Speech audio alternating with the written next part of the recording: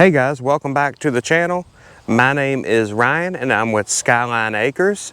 If you haven't been here before, we are a small homestead located in the Shenandoah Valley of Virginia. And if you're into making hay, livestock, cutting wood, mechanics, woodworking, etc., if you're into that kind of stuff, go back and check out our previous videos. And if any of that kind of stuff interests you, hit the like button and consider subscribing to the channel because we would love to have you back. All right guys, so let's hop into this video. There's a lot going on the homestead right now, but some of it's not really film worthy. It's just doing little things here and there and just wrapping up some projects, starting some new ones and different things. But anyways, what I did want to do in this video was mainly two things. Number one, if you caught my last video, it was using a weed wick to try and kill Johnsongrass in our hay field. And today, as I stand here right now, it's been exactly 1 week since I used the weed wick on the hay field, and I wanted to provide you guys with an update on that. So we'll go out there and check that out and see how it's doing. And the other thing I wanted to do was just give some general homestead updates, you know, just list off a couple things we have going on. There's a couple different things to update you guys on, so I'll hop into that too. But for those that didn't catch my video a week ago on the weed wick for the Johnsongrass, I will put that video up here and go back and check it out. All right guys, so before I get into that weed wick, I wanted to show you, I'm down here at one of my chicken coop areas. This is one of our coops. It's a 10 by 30 foot, basically dog kennel. I built these frames for the top.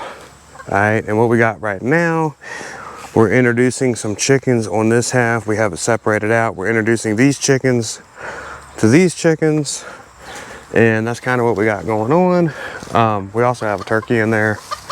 But anyways, that's one of our coops. You got windbreak tarps around here. Your nesting boxes are down there. Let me go in there. I don't know if it's showing up really good. Yeah, there's the nesting boxes. All right. Anyways, I don't know if I showed that much on the channel. So there that is. Works great. And that is probably one of the cheapest, easiest ways to get into chickens, guys, as far as coops go, because I mean, you could easily find like a used dog kennel or whatever on Marketplace and kind of set something like this up. So this one works great. We've been using this for, gosh, we're in 2023 now, so probably 8 years. So anyways, this is our other coop. Let me show you that.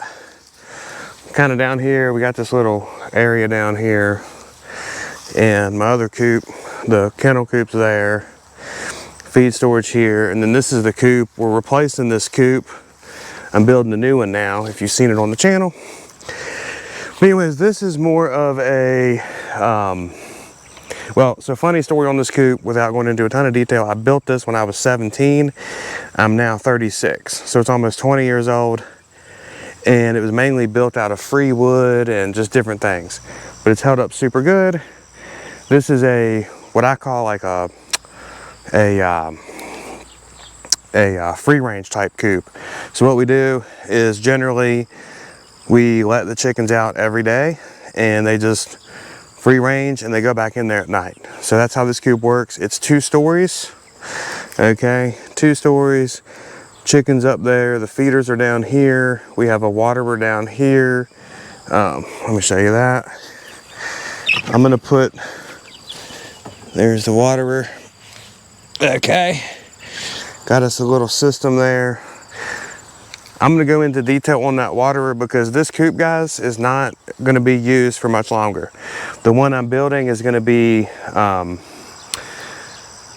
bigger, better, all of that, and more just everything more ergonomic, just everything's gonna be better. But I just wanted to show you this. But right now, we are using this coop to house those 15 baby chicks that we got. Gosh, how many weeks ago was it? I have notes on my phone, let me check.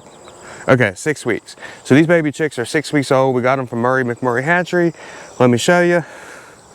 All right. There is some right there. Okay. Open this up. One of the things about this coop's the door opens up, which is not very good. But anyways, here is an update on the baby chicks. All right, these came from Murray McMurray. They are doing great. If you haven't seen my video on the shredded cardboard, this is Amazon boxes shredded cardboard. Works great. All right guys, so that's the update on the baby chicks. They are 6 weeks old. They were from Murray McMurray Hatchery. I just kind of wanted to show you them.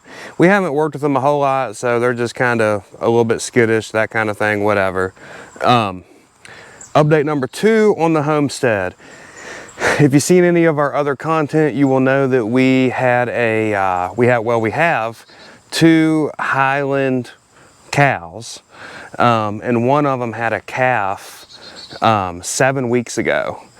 So we put the baby calf, it was a little heifer calf, and we put her up for sale, I don't know, like a week ago, and we sold her this week. So our baby heifer calf is sold. It's super exciting. It's the first calf that we've sold here on the homestead. So we are really stoked about that. So that's update number 2. Sorry guys, I have some notes here on my phone. The other thing is, I posted some shorts, I believe, which is just the little they're called YouTube shorts or reels or whatever, little 1-minute things. But we are out of first cutting hay. We sold all out last weekend. The final customers came and got 150 bales, and we are out. So it's great because we're getting close to making second cutting hay. Barn will be cleaned out, good to go. So all that worked out great this year. Knock on wood that everything continues to go good in that department. Next update, speaking of hay, we have second cutting coming up. I don't know, we've got some vacations planned. Just, gosh, different things. So we're gonna have to kind of, we're not gonna get 3 this year. We had a drought, and we're just gonna get 2 cuttings. That's what we're planning on. But we just gotta thread the needle with the vacations and that kind of thing, and we'll get that squared away. So that will be coming up. Next thing is, as far as like projects coming up, what I've been doing is I've been slowly working on building that chicken coop I was talking about. Guys, I've been building this thing for a year and a half, and gosh, so in the winter, so the coop is in my workshop, and in the winter, I don't know if you guys do this, but before the winter, I think like the winter's this huge long thing and all of that. Well, then you end up mowing and doing projects and leaves, and you still end up doing all that kind of stuff up through like halfway of December, it seems like. And then really you only have like January and February of winter, and then the grass kind of starts greening up and all that again middle of March, and you're back at it. So I've really only been working on it in the winter. It's really hard to get anything done like that when you've got mowing, bush hogging, you know, all these other projects going on. So just outdoor projects. So I've been building this thing for a while, but I have been working on it some here and there. And the situation with that, the coop is basically constructed. Now I'm just down to the final things like electrical, different PVC stuff I'm doing and all of that. But all the wood kind of construction, that's done. So I have been working on that slowly. We'll get there. So that's the other update I wanted to provide. And then I believe the last update, oh yeah, so what do we have coming up? This is why it's hard to get anything done with like building the coop and stuff, is because we have all these other projects. I still want to, this year, there's 2 things I would like to do. And that is, we need to paint our barn run-in shed. That needs to be painted, and I don't know, it's just something I'm sort of dreading. You know, it's 2-tone colors, all that won't be a big deal, but I need to get that painted.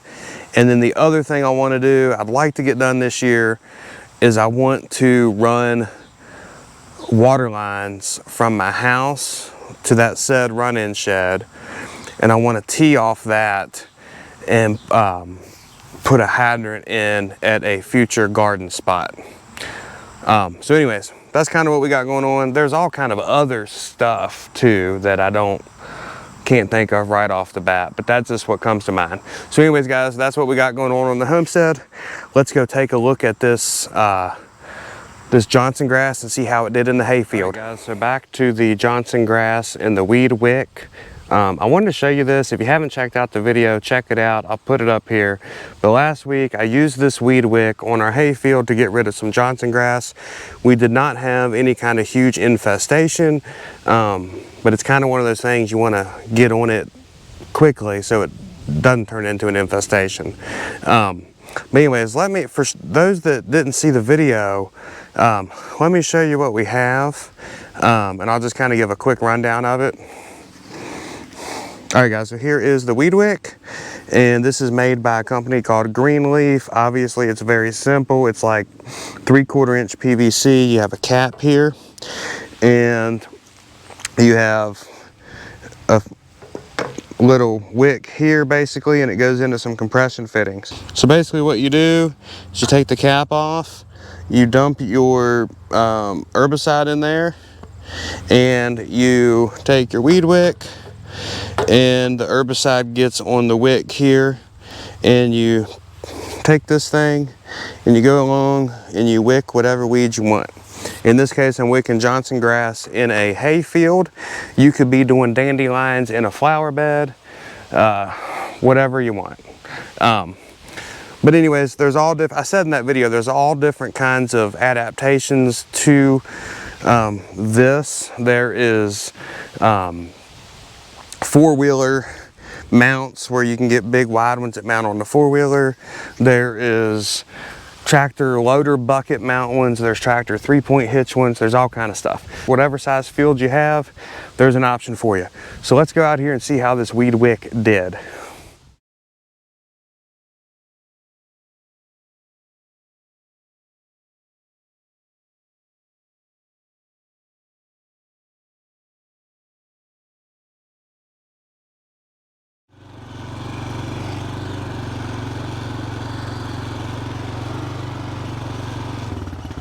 All right guys, so let's walk over to a patch of Johnsongrass here. And as you can tell guys, so it's been a week since I've done it. This stuff is just deader than a doornail. I mean, look at that. This here, this was a big mature piece. That's dying up good. Let's go check out some other stuff. So here is another patch of Johnsongrass. And as you can tell, everything around the Johnsongrass is totally fine, and the Johnsongrass is deader than a doornail. Right. Look at this, guys. This dry. Look at that. 1 week, done. Let's go to another patch. Right here you go. Totally done. Totally dry, dead. Nothing left of it. Got a couple other ones over here. These are even more further along. I don't know if they just were less mature plants, but let me look at that. Everything around them on the ground, totally fine. Over here, a couple little plants there, totally dead. Let's go check out the rest of the field guys and see how it did.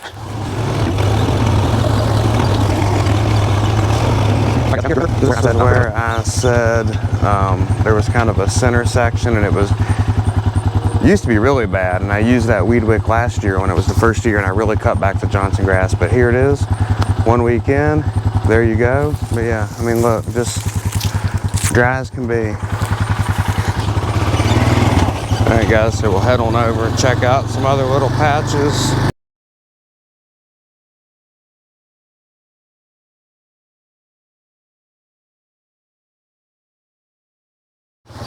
All right, guys, so here's some more, totally dead. Here's some more, guys. Looks really dead. All right, guys, over here we had kind of some patches of Johnsongrass. And so this is what one, I must have missed this one. This is totally green. See how that looks? And then look over here. I mean, look at that. So, I mean, this stuff is just gone. So, I would say it did a good job. Here's another patch of it. Totally brown.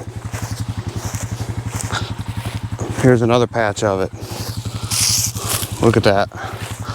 So anyways, guys, let's head back up to the house. So I hope you liked that little drive through of the hay field. As you can tell, the weed wick did great. I mean, this is 1 week in, and I mean, that stuff is just hammered. And I know that, you know, Johnsongrass is some tough stuff. Some of that might not be totally dead. Some of it may come back, different things. But the goal is every year we have less and less and less, and we just dwindle it out. So I used this for the first time last year, and just in one time of using it, I can already tell there's significantly less Johnsongrass. So I do think it's going to be a very viable option. And I wanted to say too, guys, we try to not use a ton of glyphosate on the homestead. But there's just certain times where you have to. You know, getting rid of Johnsongrass, that's one. I'm getting ready to spray my fence lines and my driveway. That's two. And those are about the only 2 times that we use glyphosate. Anyways, just wanted to point that out. On that note, that's going to be it for this video. I hope you guys enjoyed it. And if you did enjoy it, please consider subscribing to the channel.